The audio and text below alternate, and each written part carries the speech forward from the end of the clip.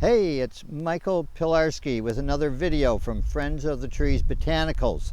And here we are on this gorgeous summer day, August 17th.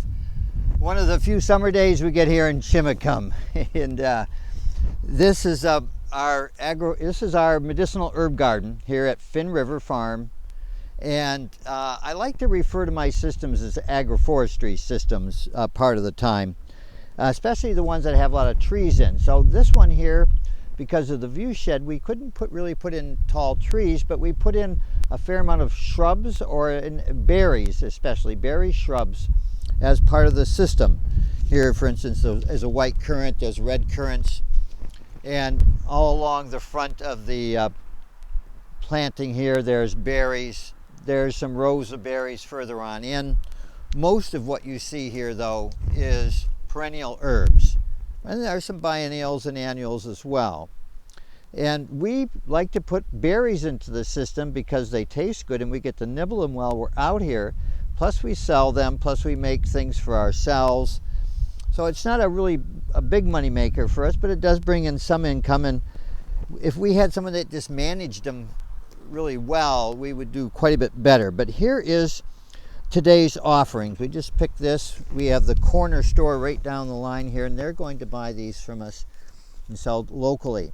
So this is what's coming off right now. This is European Elderberry, and they're just ripening up now.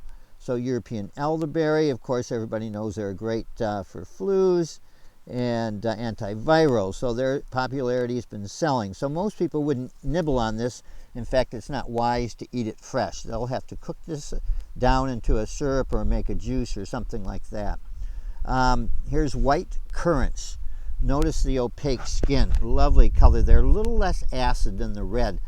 And if you get these long stem varieties, they're quite easy to pick, delightful little berries. And then here is Aronia Berry, famous for its health food status, superfood, high antioxidants, and so this has gotten a lot of press in the last decade or so as a health food juice. Again, they're not great out of hand, but they're more for a culinary or a juice regime.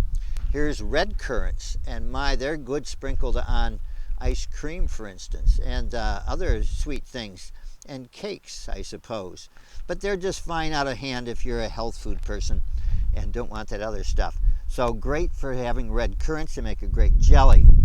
This is a really rare berry you won't see too much. Crandall Currant, Ribes odoratum, or clove-scented currant. And these are extremely tasty. To me, they're the tastiest of the lot here. Really good balance between sugar and tang and incredible flavor. So Crandall Currant, too bad we can't send that to you on the video. And we have only a few raspberries at the moment. We're between the summer crop and the fall crop. We get a big fall crop, and right now there's just a couple out there. And then gooseberries, we're at the very tail end of our gooseberry harvest. Famous gooseberry pies and other, great for jellies, jams, that sort of thing. So at any rate, great culinary plant, great for eating out of hand. Those are Invicta. I like gooseberries that are big. It makes it much faster to pick them, a pint of those. So at any rate, there's what we've already gone by are the service berries and the black currants. So those have already come and gone this year. So not only do we grow these berries for the food value, to me, it's very important also for the hedgerow value, the windbreak. And down here is one of our more sheltered areas. And this is a windy site, and the more we put things up like this, the less windy the site becomes. And that enhances productivity. So we did a video here not too long back, Anna, when we were talking about mixed polycultures. But today we're a little further along. Here's the the white currant. Look at the load on that. See, these have really, really long stems. These are like dead ripe right now. We actually should try to get these off within the next week here. And look at the load on that one. That is quite the load there, folks. You don't see that every day. So I guess our nutrition package here and chips are doing the job. Here are red currants. I've just been picking on these bushes here, but there's still quite a bit left. This is so again nice long stems. The longer the stem, I like to pick it like this for market so that the berries don't have a place to go bad or bleed or anything. So we sell the whole string of currants here. So lots of red currants. And here's the raspberry, and see, this is the fall cane. See all the really tall canes? Those grew this year from the ground. Those are easy 6 feet there, maybe 7 feet, some of them. And that's one season's growth. And so what we're in the process of doing, we just harvested the peppermint in here and we cut out all the raspberry canes. So we're in the process of cutting a lot of raspberry canes for the leaf. So we're going after leaf harvest now, plus we'll have some berries left. And then over here is our gooseberries. And you can see some are still down there inside where we haven't got to pick because they ripen the latest, so we can still, that's the late crop right there at the bottom. Most of the upper crop was sunburned because the plant was defoliated by sawfly larvae. We just learned all about that this year. I didn't know what was doing it. So I'm putting predatory nematodes in the soil here, and in this spring we're going to have 2 runs at getting the sawfly larvae pupae that's in the ground, getting them with predatory nematodes. See if we can solve that problem.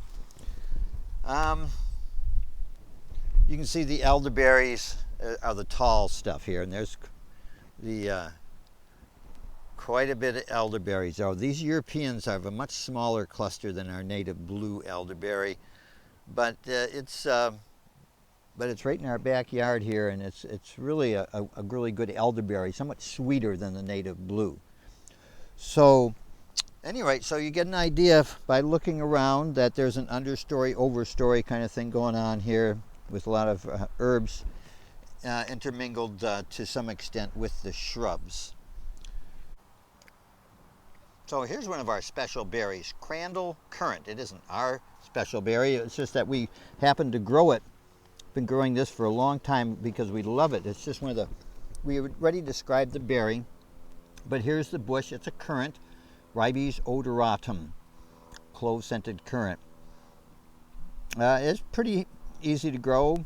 Pretty much, it's a little harder to propagate by cutting than the other currants, but possible. So may have to do some special work on that. But nice jet black, smooth berry, just so ornamental as well as delectable.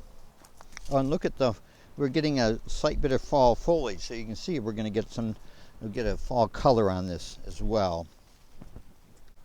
Okay, and this is our Aronia berry, Aronia melanocarpa. And interesting fruit. It was actually from the Middle West, and then nobody paid attention to it, Midwest USA. And then the Europeans got their hands on it and said, wow, this is a fantastic berry. We're going to make lots of money on this and eat a lot of it. And they did. And they popularized it in Europe, and then it came back to the United States. And now it's popular here. So this Aronia berry is a whole row here going down, up and down the length of the patch. And you can see the top sticking out back there, but this area has been particularly well combined with a lot of the herbs. This is madder, which likes something to grow on. It's a cleaver relative, so the madder is growing up here. I found one Canada thistle, which we hardly have any of those. And then we also have, coming in from the back, a patch of nettles. See, here's the nettles popping up. So we'll have to cut the nettles back before we pick the Aronia berry, or we're wearing some really good shirts and gloves. And so we're going to get a little you know, just a little seed harvest out of this, but we're after the root. So that's at the end of the year we harvest the root. So we have 3 plants here intermingling crowns, but the Aronia berry is doing just fine in here. There's enough light getting through here from the top that it's got a load of berries on. Here's an example of, this is what you call a good truss of berries here. This one's really loaded up, and Aronia berry can do this quite a bit of the time. Aronia berry really knows how to produce pounds per bush. So, and it makes this high value juice. So we're happy to have a bunch of this. It's sort of a medicinal juice in a medicinal garden. So that's some of the ways we integrate berries in with the herb garden as an extra yield and to get a woody component in here. We really like having some longer term woody plants as well. So hopefully you will all be planting berries at your place if you don't already.